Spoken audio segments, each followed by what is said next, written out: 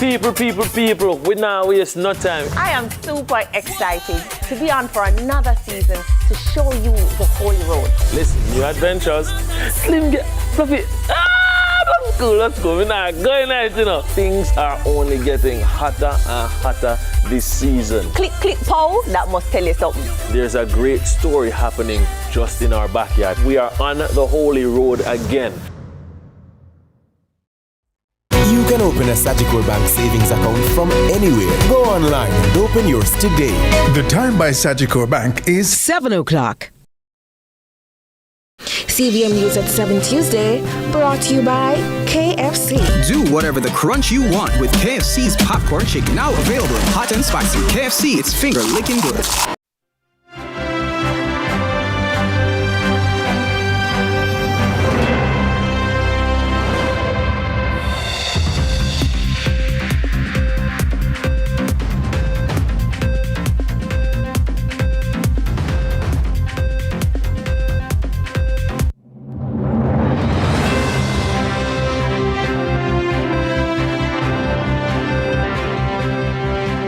Tonight in CVM News at 7, Marco Rubio set to arrive in Jamaica on Wednesday.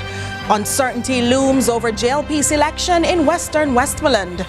Finance Minister closes her maiden budget debates. Media engineer shot and injured in Kingston. And in sports, Reggae Boys look to advance in CONCACAF Gold Cup.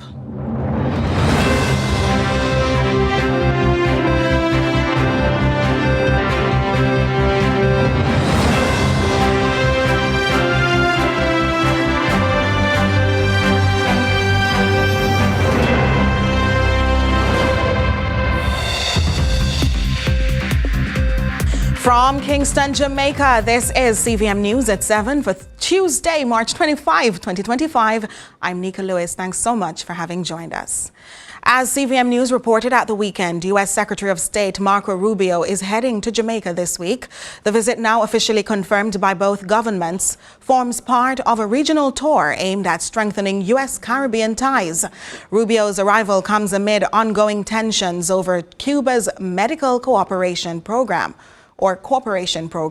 and it's a key issue for several CARICOM states, including Jamaica. We'll, of course, have more details later on in the news. But the bail application hearing for former PNP MP Jolyon Silvera has been postponed. Well, that matter was called up in the Supreme Court today, and we'll hear more as well later on. We take a quick break, and we'll be right back.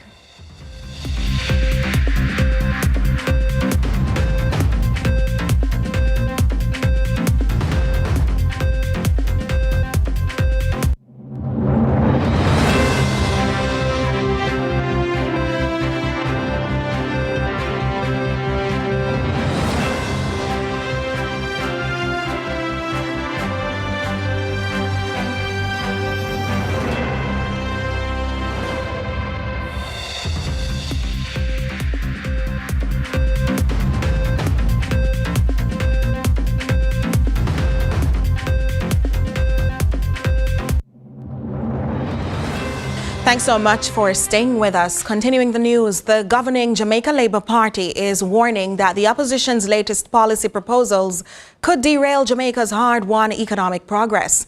Finance Minister Fayval Williams delivered a spirited defense of the government's fiscal stance during her closing presentation of the 2025-2026 budget debates, even mocking some of the PNP's ideas as financially reckless. Ramon Gordon reports.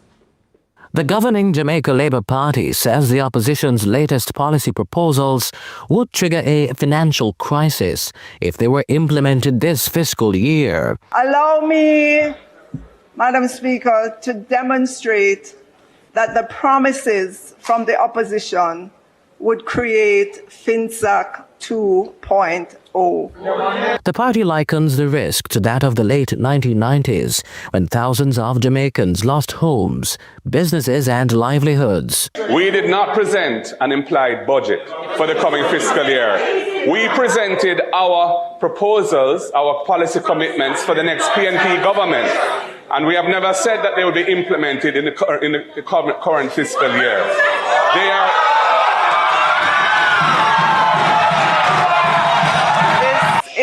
a budget debate. And anything you put forward has fiscal implications. The minister contends the opposition's plan, particularly one for free school meals, could derail fiscal progress. The opposition promised a daily lunch meal at primary and secondary for all children who need it. Madam Speaker, the government currently spends $9 billion for 200,000 children to get a breakfast, snack, and/or a midday meal. So it sounds like the opposition would want to at least double this to 400,000 children. Fayval Williams delivered her first closing budget presentation as finance minister with the confidence of a government touting economic resilience. It's why the minister also announced plans to remove GCT from raw food imports, seeking greater compliance with world trade obligations. The UK and the EU asked that we correct all measures inconsistent with our WTO obligations, and this happened in 2024. But the opposition says the timing is dangerous. Spokesperson Anthony Hilton argues the global trade environment is unstable, and removing GCT now puts local farmers at risk. Notwithstanding that reservation, the government also announced relief for money runners. Madam Speaker, in an effort to facilitate investment in assets that are purpose-built for the transportation of cash and other values, the government has taken the decision to remove the GCT and SCT from armored vehicles and the added cost of armoring a vehicle. The announcement follows a string of high-profile robberies from 2022 to 2023, where armed criminals made off with millions from cash couriers. The opposition supported the move.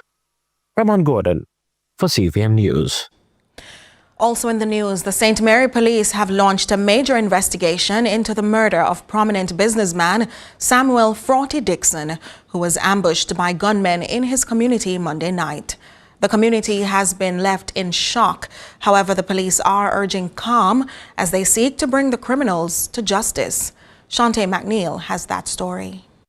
A community builder, successful entrepreneur, and a man with a big heart. That's how many describe popular businessman Samuel Fraughty Dixon in his Tower Isle community in St. Mary. It is why it came as a shock to residents Monday night when Dixon's life was tragically taken by gunmen who ambushed him as he made his way home in his vehicle just meters away from his home. The St. Mary police say when the men opened fire, Dixon unsuccessfully tried to escape. At around 7 p.m., armed attackers ambushed a victim as he traveled towards his residence, opening fire on his vehicle. He attempted to escape but was pursued and fatally shot.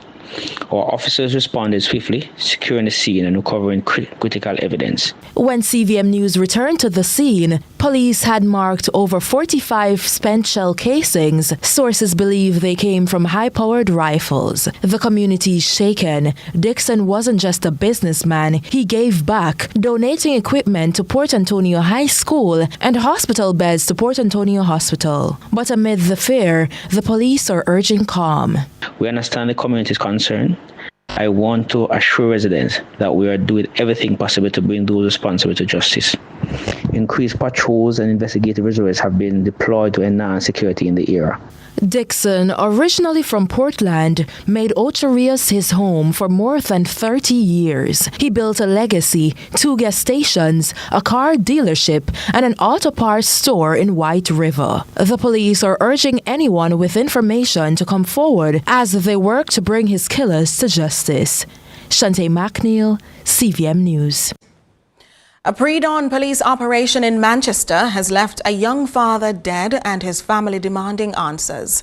As the Independent Commission of Investigations, INDICOM, probes the matter, the police say they were confronted by the man, which led to his death. Here again is Shante McNeil. A mother has been left devastated following the news that her 26-year-old son, Orlando Clive Waite, otherwise called Garth, was fatally shot by the police in a dawn operation by the Manchester Police at a premises in the Kingsland community in the parish. The mom, who said she had been in dialogue with her son hours before he was killed, has been left with the lingering question, why? So right now, I want to know why the police then kill him, why they have to take the pity from me. That I want to know. He was a nice, jovial person. He was a son and a friend to anything. And my son, me call for nothing. Me lean for down there to do my business, do anything. According to Commanding Officer DSP Kerry Duncan, members of his team were conducting an operation in the area when they were confronted by Waite, leading to their response. Our police team, armed with a warrant, went to our premises in Kingsland around about 2:30 a.m. Where we got information that criminal suspects were hiding out. On breaching the premises, a man who was inside the house pointed a firearm in the direction of the police. The police responded by firing at the man. He was hit and taken to the Mandeville Regional Hospital, where he was pronounced dead on arrival. 1.38 revolver was recovered. It was loaded with 2 live .38 cartridges. Waite has left behind his 2 children, with his mom still struggling to come to terms with this new reality. The Independent Commission of Investigations, INDICOM, are probing the incident. In the meantime, DSP Duncan says subsequent to that operation, members of the team conducted further investigations in a neighboring community. The operation push continued, and our police team went over in Old England, where our premises was also searched, and another illegal firearm, a Glock pistol, was also recovered. He says his team remains committed to reducing crime in the parish. Shante McNeil, CVM News. An RJR Gleaner Group employee is now in hospital after he was shot in Harbourview, Kingston today. Reports are that at around 9:21 this morning, Oliver Wilson, an engineer at Television Jamaica, ventured on the road to locate his neighbour, John Dormeville, as requested by Dormeville's father. Reports are that the suspect had a seizure, broke through his grill and ran outside on the street. That's when his stepfather requested assistance from Wilson. Wilson located the suspect, but in attempting to restrain Dormeville, the suspect allegedly disarmed him of his licensed firearm and opened gunfire at Wilson, hitting him several times in the upper body. Wilson was assisted to the Kingston Public Hospital, where he remains for treatment. Investigations into the matter continue. We take a break. More CVM News at 7 right after these.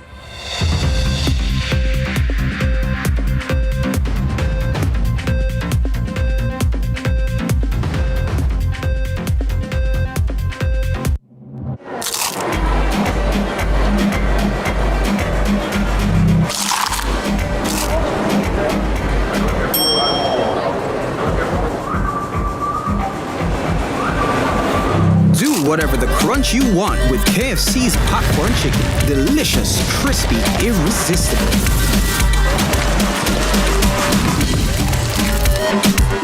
Now available in hot and spicy. KFC, it's finger-licking good. I am made for more. That's why I got a JN Bank small business loan to open my salon and build my dream with my style. Now I am my own boss, popping my own style and trending up.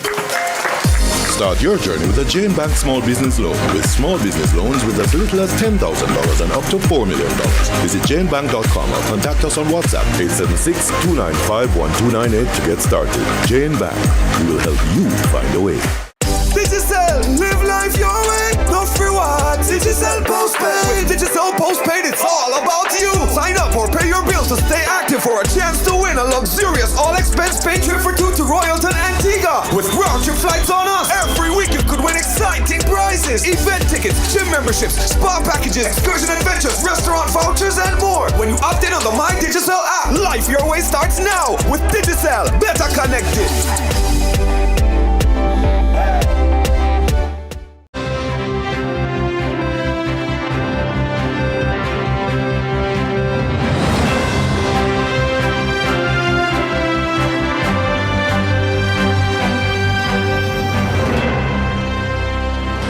Thanks so much for staying with us. Continuing the news, as CVM News reported at the weekend, U.S. Secretary of State Marco Rubio is heading to Jamaica this week. The visit, now officially confirmed by both governments, forms part of a regional tour aimed at strengthening U.S. Caribbean ties. Rubio's arrival comes amid ongoing tensions over Cuba's medical cooperation program, a key issue for several CARICOM states, including Jamaica. Here's our update. As reported by CVM News at the weekend, U.S. Secretary of State Marco Rubio will travel to Jamaica this week as part of a regional tour advancing the Trump administration's foreign policy agenda in the Caribbean. Now confirmed by both Jamaican and U.S. officials, Rubio is scheduled to arrive in Kingston on Wednesday, March 27, for a series of high-level bilateral meetings with Prime Minister Andrew Holness and other government officials. According to the U.S. State Department, the visit is aimed at deepening cooperation on shared regional concerns, including illegal migration, transnational crime, and economic development. Rubio will also meet with leaders from Barbados, Trinidad and Tobago, and Haiti during his stop in Jamaica. His visit comes in the wake of renewed tensions over Cuba's medical cooperation program, a decades-old arrangement that sends Cuban healthcare workers across the Caribbean.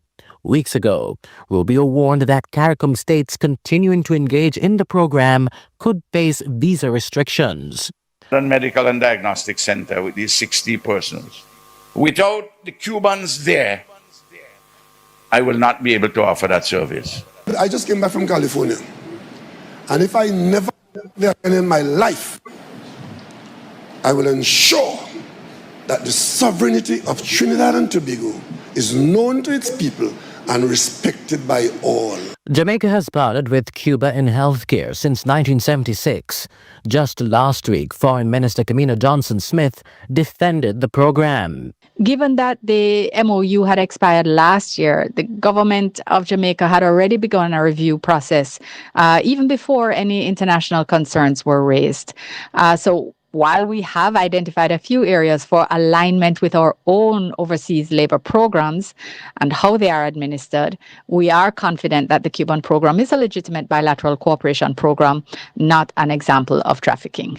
Rubio, a Cuban-American and vocal critic of the Cuban government, has maintained that the program exploits its workers for profit, a claim Cuba has rejected. This week's visit marks Rubio's first to Jamaica as Secretary of State, and he becomes the fourth U.S. Secretary of State to visit the island in the past 7 years. Rubio will continue on to Guyana and Suriname after his stop in Kingston. Ramon Gordon for CVM News. At least one education stakeholder is voicing concern over recent operations at the St. James High School, where students and staff were yesterday morning locked out. The administrator is deciding to speak out against what he describes as politics in schools. Trisha Gay Kelly has this update. Have died down at the St. James High School. One stakeholder believes the matter is deeper than the images being painted. President of the Jamaica Association of Principals of Secondary Schools, Linvern Wright, says the news of Monday's incident came as a surprise. The ministry, through National Council on Education and other the Region 4, are there managing the situation. So that's something it's a shock to me to hear that the school gate was locked, because at no level should that be something that anybody should be happy with. He says this is a clear depiction of major conflicts at the school, but Wright explains this is no time for such games when the sector is undergoing transformation. And what is happening to many of our schools is that many of us as principals, we have very little regard for the people who have been appointed to be overseeing us, to be signing off on what we do, when in many instances their values are not there. Their commitment is to politics. Their commitment is to just getting some position, and we need to do something about this. The JAP's president is calling for a stricter criteria to determine who can take such positions in schools. Wright suggests politics is a huge factor. The National Council of Education will say there's no political appointment. What is happening in terms of appointment of boards is a sham. Because what is happening with many of these appointments is that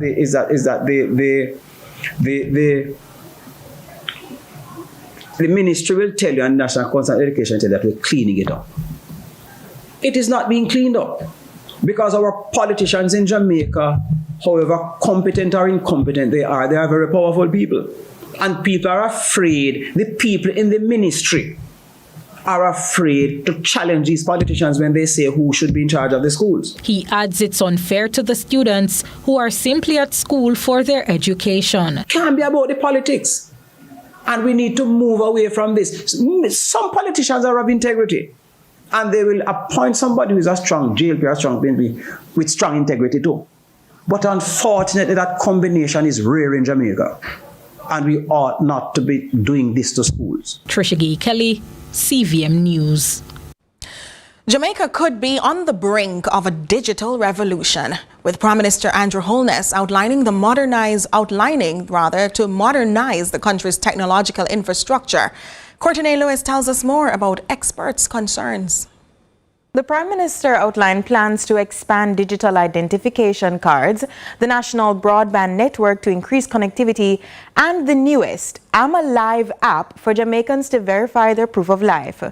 But concerns and questions remain about Jamaica's readiness for transformation of this magnitude, especially in areas of cybersecurity. Experts say gaps in digital literacy may also slow these advancements. Jamaica may very well be on the road to achieving efficiency through technology following some bold proposals from the Prime Minister. But Jamaicans are left begging the question of how ready the country is for greater adoption, especially with Jamaica's digital infrastructure. I think from an infrastructure standpoint, we're not doing too badly.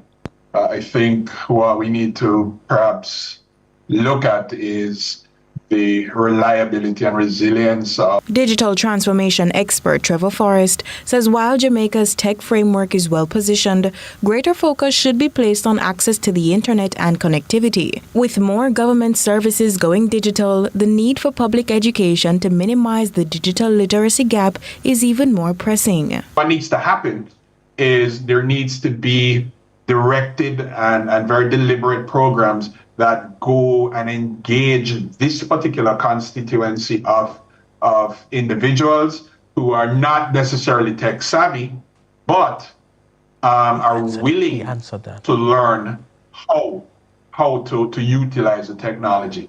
Cyber threat levels have also increased, and concern remains for the awareness of industry stakeholders.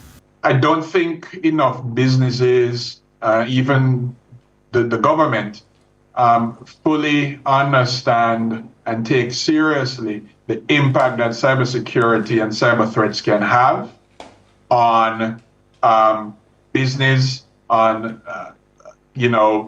government agencies and government services, and even on the individual. And although work is underway with the rollout of the National Cybersecurity Strategy, he maintains more needs to be done. Now, we've started to do some work, a lot of work in the legislative and regulatory space, but one of the areas I think we're not doing enough in is public education and awareness and capacity building. Forrest adds more work in these areas will provide a, quote, respectable posture in cybersecurity. Courtney Lewis for CVM News. Thanks, Courtney. And you know that's my topic, my niche. So please tell us what concerns the experts had in relation to business readiness.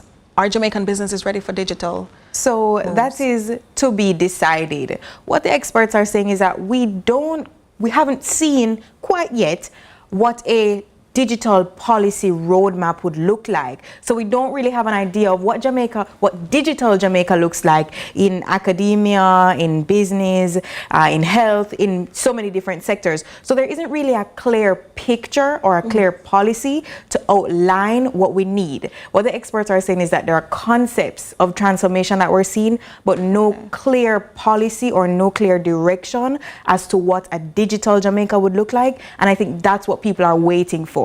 I mean, how long will they have to wait? Well, as I said, that is all to be decided. There's so many digital immigrants, so many people who are still learning how to navigate the digital space. So it might take some time. We just have to wait and see.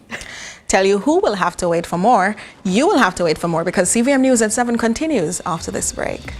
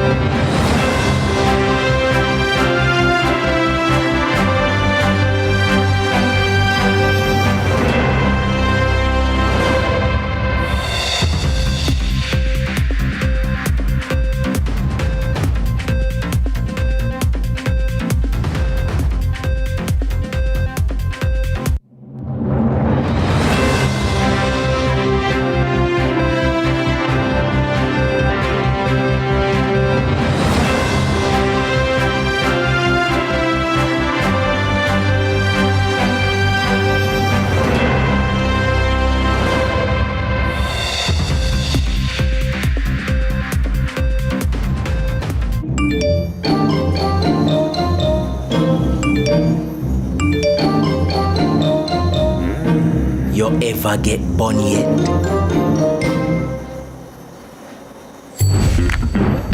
Me not talk about heartbreak. Me talk about the bun where full of spice, raisins, and the perfect glaze. Bun for bun. So you do it now.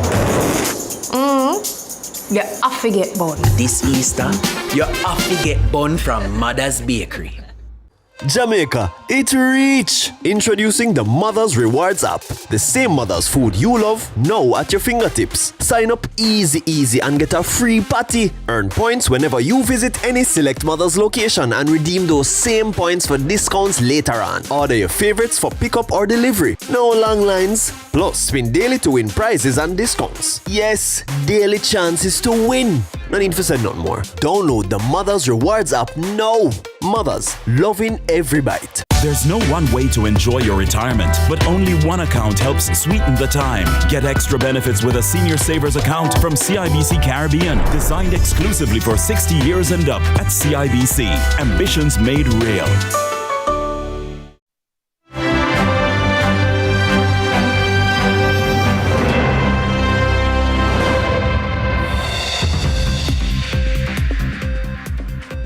Welcome back. Affordable housing is becoming more challenging for some Jamaicans, and the Prime Minister is encouraging more entrepreneurs to get involved in national development, not for profit, but for the greater good of the nation. Courtney Lewis has more.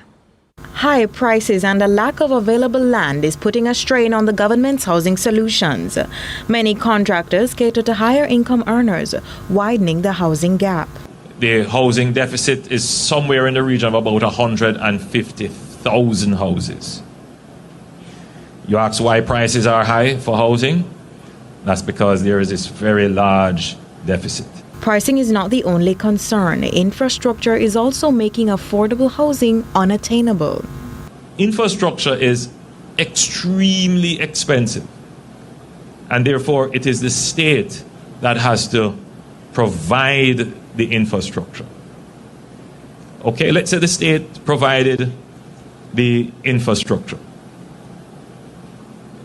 The issue then becomes, can the income of the purchaser still afford the solution that is provided and categorized as low income and lower middle income, or even achievable?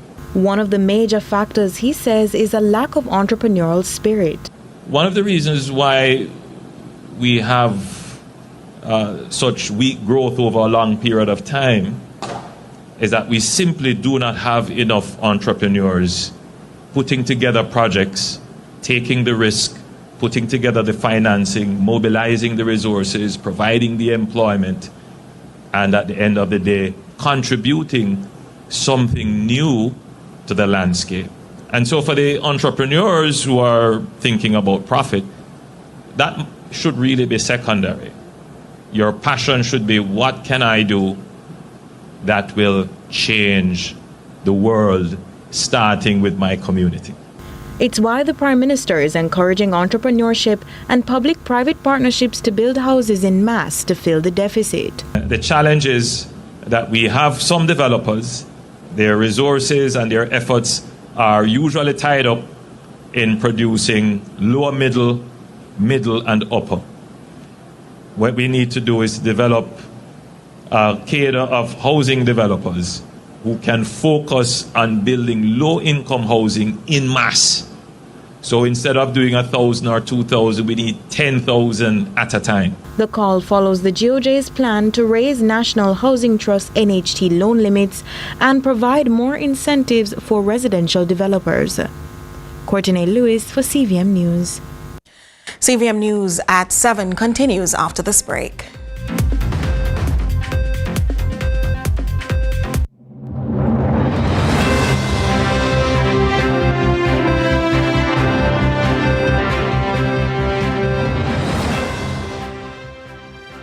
Do whatever the crunch you want with KFC's popcorn chicken. Now available in hot and spicy. KFC, it's finger licking good. The time by KFC is 7:30. This week, my vibe, the money vibe, the luxury vibe, the smell good vibe. Nothing completes a look more than smelling good. Which is why we're here today at this very unique corner office. We're in Jamaica's perfume capital, right down here in halfway tree. We are about to see history. Follow me. We're about to smell good. We need to smell good. Smell good, the man. Corner office time. Sir Edwin. Money breeds money. How are you doing, sir?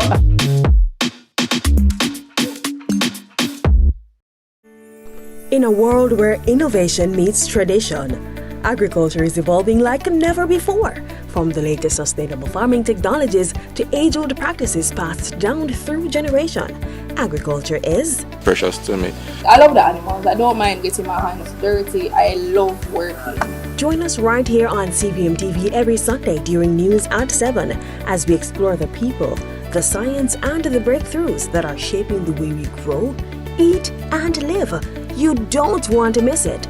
This is Farming Forward.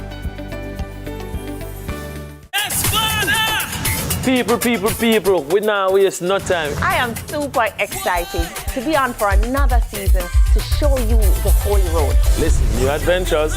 Slim, Fluffy. Let's go. We're not going out, you know. Things are only getting hotter and hotter this season. Click, pow. That must tell you something. There's a great story happening just in our backyard. We are on the Holy Road again.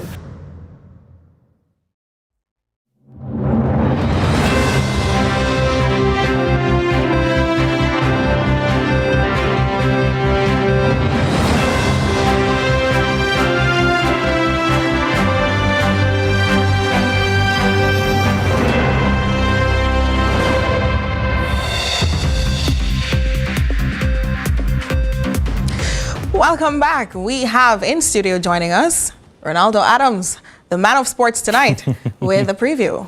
Yes, Nika. So tonight, well, currently the Jamaica Reggae Boys, they're still drawing 0-0 with St. Vincent and the Grenadines at Sabina Park. This match is very important because whoever wins will proceed to the knockout stages, well, the group stages rather, of the CONCACAF Gold Cup. The Reggae Boys have a slim advantage, having scored an away goal last week, but obviously I'm sure they wouldn't want to rely on that. We will also be recapping the action from CVM TV's Monday Match Night. We'll have some cricket news and as well as some go-karting news. So a lot to look forward to in sports. No chance? Not this evening, no. Thank you. All right, so we head back to the main news, where the bail application hearing for former PNP MP Jolyon Silvera has been postponed. The matter was called up in the Supreme Court today. To tell us more, our court reporter Trisha Gay Kelly joins us in studio.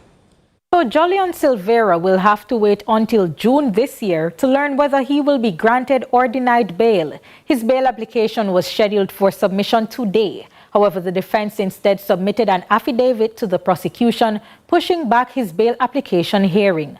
This is the 52-year-old's second application for bail, and the first one was struck down by the Supreme Court last year. Former Member of Parliament for West St. Mary Jolyon Silvera faced the Supreme Court on Tuesday to once again ask for bail. His initial request was denied in May last year, following his arrest and charge in January. However, his attorney, Peter Champagny, says the hearing was postponed. I can confirm that the matter was before the Court of Appeal this afternoon, whether it has been adjourned for the 3rd of June, when the application will be heard. It's not a case of granted or denied. The application was not heard.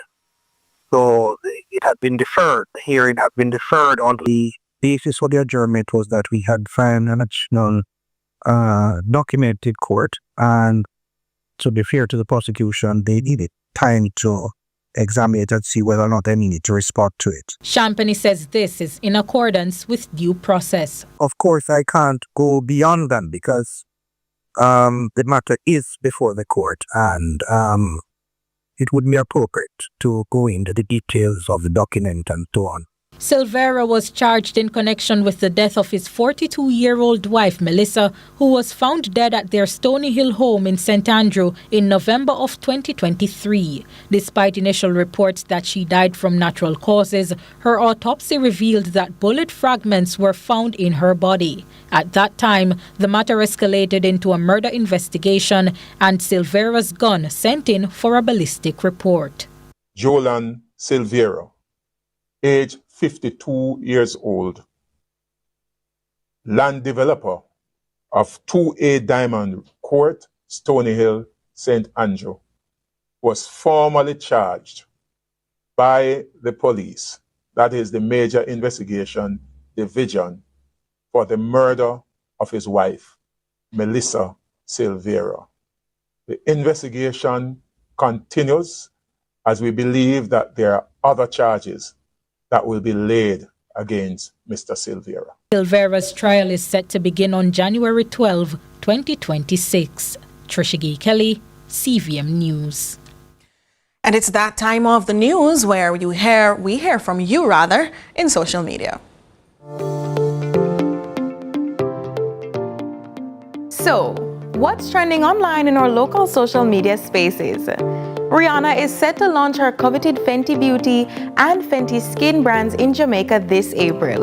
The highly anticipated products will be available exclusively at select Fontana Pharmacy locations, such as Waterloo, St. Andrew on April 10 and Fairview, Montego Bay on April 11. Here are some of your reactions. At Karina Post, never like so we have to beg, but thanks. At Becoming Tammy comments, not us getting our own reel with matching nails after we thought she forgot about us with the Caribbean Fenty launch. At Tassie_Sparta says, take all my money. At _lids._writes, I can just imagine how the prices are gonna be. At Tiff Watch shares, I just need someone to let me know if she's going to be there. At I am Ashley Martin adds, you know Jamaica is a big deal when Riri's nails match our Jamaican flag. Jamaica is #1. Thanks for listening, Riri. At Niche876 shares, good to know you know sit down upon your ears. And that's what's trending online today. Continue to share your thoughts with us on X at CVM TV and CVM Television on Facebook. I'm Courtney Lewis.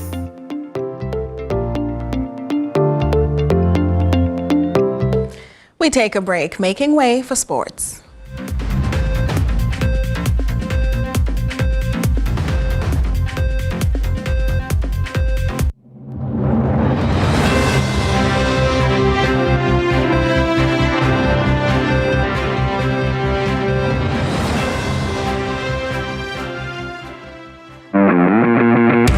Sports should be fun. Sports should be interesting. Sports should be entertaining.